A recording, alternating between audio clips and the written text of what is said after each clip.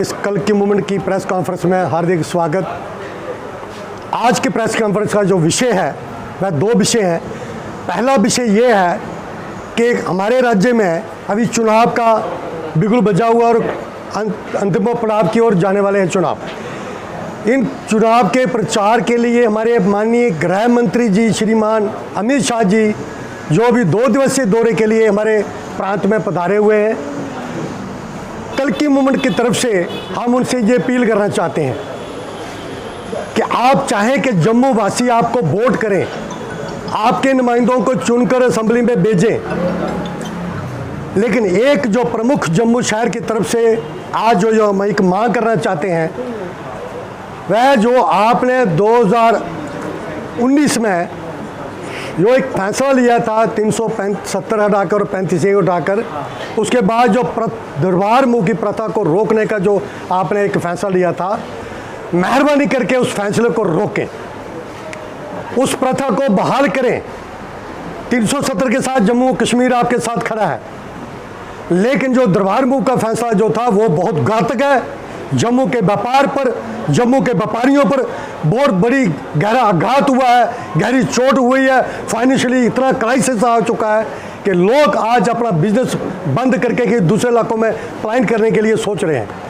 अगर आप चाहते हैं आपके लोग चुनकर आए, आप चाहते हैं जिस प्रकार 25 MLA आपके 2014 में चुन के आए उसी प्रकार लोग फिर से आपको वोट करें, तो माननीय गृह मंत्री जी अपना वो फैसला वापस लें, ताकि जम्मू की जो व्यापार जो गतिविधियां ठंडी पड़ चुकी हैं वो फिर पटरी पर आ सके। क्योंकि आपके जो भी प्रयास जो टूरिस्ट प्रमोशन के लिए, जम्मू के विकास कार्यों के लिए जो भी पाइपलाइन में प्रोजेक्ट हैं वो तो टाइम लगेगा उनको पूरे होने पे, पर एक जो फैसला आपका तत्काल जो लोगों को राहत दे सकता है वह है दरबार मुँह। दरबार मुँह दोनों क्षेत्रों को, कश्मीर को और जम्मू को भी जोड़ने का भी काम करता है और व्यापार की दृष्टि से भी वो आर्थिक दशा जो लोगों को बदलने में भी अहम पुल का काम करता है। इसलिए हम आपका तभी साथ दे सकते हैं आए हुए इस जम्मू के दौरे पर, इस प्रचार में अपना कोई फैसला ले, क्योंकि जैसे ट्रेन कश्मीर में कटरा में गई तो आधा कमर टूट चुकी थी और अभी कश्मीर में जाने वाली है तो कमर बिल्कुल व्यापारियों की टूट चुकी है। चाहे ट्रांसपोर्टर हो, ट्रेडर हो, होटलर हो, यहाँ का छोटा व्यापारी हो, सबको बहुत बड़ी हानि हुई है। इसलिए सबको इस गंभीरता को लेते हुए अति शीघ्र इस पर एक फैसला ले और दरबार मुँह की प्रथा को बहाल करें। आपका जो अहम जो लोगों को ये कहते थे कि हमने 200 करोड़ रुपया बचाया, हम ये आपको अपील करना चाहते हैं कि वो 200 करोड़ नहीं, आप तो हज़ारों लाखों में ही काम हो जाएगा। क्योंकि ट्रेन जब कश्मीर में जाएगी और डिजिटल हो गया सारा सिस्टम, ऑनलाइन हो गया, ना तो ट्रक लोडिंग होगी, अनलोडिंग होगी, ना ट्रकों की जरूरत पड़ेगी, ना बसों की जरूरत पड़ेगी, तो फिर क्या कारण है कि आपको उस जिद पर अड़े हुए हैं। इसलिए अब कम खर्चे में दरबार मुँह आ सकता है, जा सकता है। एक साइड गर्मी ज़्यादा है, एक साइड सर्दी ज़्यादा है, तो दोनों का बैलेंस बनाने के लिए इस दरबार को मूव किया जाए, बहाल किया जाए। ये जो मूव का आपने जो फैसला लिया इसको वापस लिया जाए, ताकि जम्मू के तमाम व्यापारी वर्ग जो इस समय उनकी स्थिति, आर्थिक दशा जो चरमरा चुकी है, उनको फिर से एक राहत पहुँचाने का काम करें। धन्यवाद। इसके साथ हमारे साथी जो है विक्रम जी, तिरुपति बालाजी में जो मिलावट का जो घिनौना कांड किया गया, जो पाप किया गया हिंदू और सनातनियों के साथ, उस पर ये चर्चा करेंगे। विक्रम जी धन्यवाद, करिए आपका स्वागत। चर्चा की। जय श्री राम, जय जय श्री राम। जम्मू वासियों को, देशवासियों को हमारी कल की मूवमेंट की तरफ से जय श्री राम। आज हमें 2 मुद्दे एक साथ इसलिए उठाने पड़ रहे हैं क्योंकि अमित शाह जी जम्मू आए हुए हैं और हम जम्मू वालों की बात करना चाहते हैं। इसलिए बात करना चाहते हैं कि आने वाले समय में जम्मू के लोग भूखे नहीं मरे, उनके भी बच्चे हैं, उन्होंने भी पेट पालने हैं, उन्होंने भी अपनी रोजी रोटी चलानी है। हमने इस गवर्नमेंट को इसलिए वोट दिए थे, जम्मू वालों ने इसलिए नुमाइंदे चुने थे कि जम्मू का सोचेंगे, लेकिन जम्मू का नहीं सोचा जा रहा है। जो प्रोजेक्ट हो रहे हैं, जो आप स्थितियां बनाई जा रही हैं, जम्मू दिनों दिन गिरता जा रहा है, जम्मू की इकनॉमी डाउन होती जा रही है। जम्मू के लिए व्यापारी ये तो भीख मांगने पे आ जाएगा आने वाले समय में। और हमें आपसे ये रिक्वेस्ट करनी है अपनी मूवमेंट की तरफ से कि इस मुद्दे पे ध्यान से सोचें, विचारें। अब जैसे कि हमें 2 मुद्दे एक साथ उठाने पड़े, सबसे पहले हम बात करना चाहते हैं, जैसे कि हमने पहले भी बात कर चुके हैं, सनातनियों की, हिंदुओं की, जो बांग्लादेश में अभी भी अत्याचार हो रहे हैं, उनके प्रति सोचे और पूरा देश सोचे। दूसरी बात जो हम रखना चाहते हैं वो रखना चाहते हैं तिरुपति बालाजी में जो सब हुआ है, वहाँ पे आंध्र प्रदेश में नायडू साहब को, चंद्रबाबू नायडू जी को एक प्रेस कॉन्फ्रेंस करनी पड़ी और ये बताना पड़ा कि जो हमारे ईश्वर को, हमारे परमात्मा को, हमारे भगवान को जो प्रसाद लग रहा है उस प्रसाद में मिलावट की जा रही है, और ऐसी मिलावट की जा रही है जो हमारे धर्म को भ्रष्ट किया गया। हमारे वैष्णव लोग, जो हमारे प्रभु वैष्णव हैं, जो इन चीज़ों से दूर है, मांस मच्छी से, वो चीज़ें उनके प्रसाद में डाली गई और हमारे हिंदुओं का, सनातनियों का, उनका धर्म भ्रष्ट किया गया, जिन्होंने इस चीज़ की साइड कभी देखा भी नहीं था। जो चीज़ें डाली गई हैं हम आपको बताते हैं, ये सब चीज़ें हैं और ये लेबॉर्ट्री टेस्ट में आया है। ये कोई हम फर्जी निकाल के नहीं आए हुए हैं, लेबॉर्ट्री टेस्ट में चीज़ें आई हुई हैं। इसमें बताया गया है बीफ डाली गई है, फिश ऑयल डाली गई है और कुछ नॉन वेज प्रोडक्ट उस लड्डू में जो भगवान के प्रति प्रसाद लगता है उसमें डाला गया।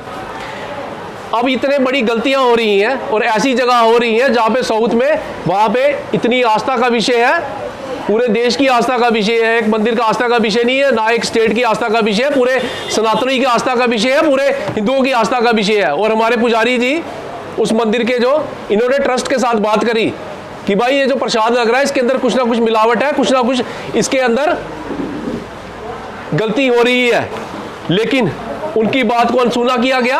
और उसके बाद जब गवर्नमेंटें चेंज होती हैं तो फिर पता चलता है कि भाई ये जो लड्डू बना है, इस लड्डू के अंदर फिश ऑयल भी पड़ा हुआ है और बीफ पड़ा गया है।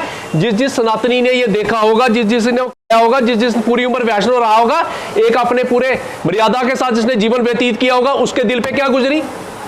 सारे सोचे भाई, सारे सोचे, पूरा देश सोचे, जम्मू वासी भी सोचे, देशवासी भी सोचे। दूसरी बात, अगर इतनी बड़ी बड़ी ट्रस्टें बनी हुई हैं वहाँ पे, इतना पैसा वहाँ पे जनरेट हो रहा है, मंदिर की वजह से हो रहा है, अगर वहाँ इकनॉमी चल रही है सरकारों की, मंदिर का पैसा वो यूज कर रहे हैं, वो इतना ध्यान नहीं रख सकते कि भाई क्या खिला रहे हैं?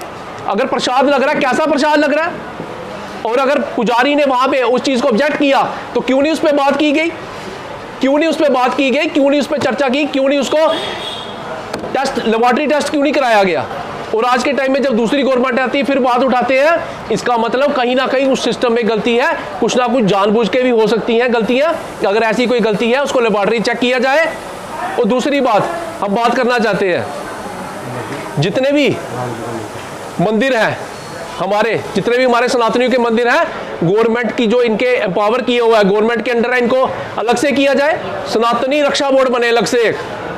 जितने मंदिरों का सिस्टम है, जितने मंदिरों में प्रसाद चढ़ता है वो देखे, सनातनी देखे, कोई और मत देखे। अब जैसे ये हम लड्डू की बात करते हैं, यही लड्डू का प्रसाद राम जी के मंदिर गया, उन्होंने भी खाया, उनके जो भक्त है जहाँ पे आए थे उन्होंने भी खाया, घर घर पहुंचा।